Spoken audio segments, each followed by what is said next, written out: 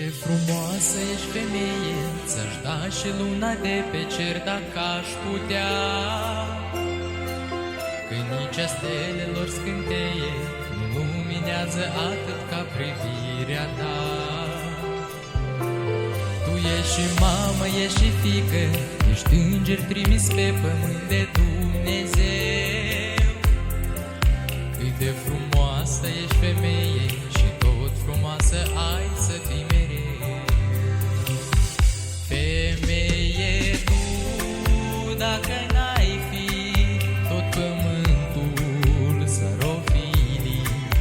Ești frumusețe și divin, orice ți-aș oferi îi prea puțin. Femeie, tu, dacă n-ai fi, fără culoare lumea-ar fi. Căci tu, Mesia vieții mele, în inima ta bună de femeie.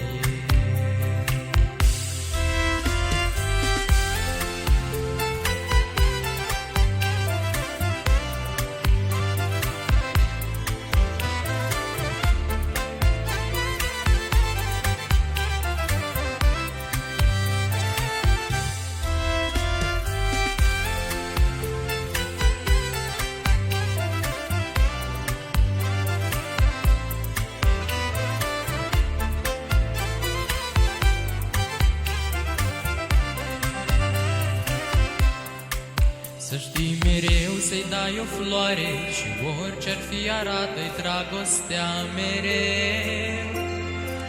Că de n-ar exista femeia, nu am fi existat nici tu, nici eu.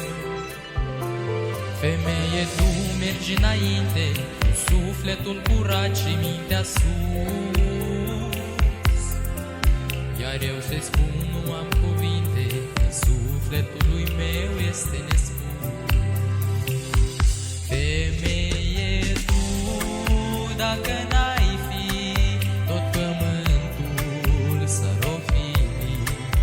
Ești frumusețe și divin, orice ți-aș oferi îi prea puțin.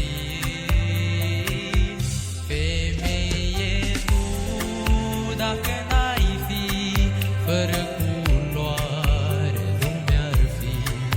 Căci tu, Mesia vieții mele, în inima ta bună de femeie.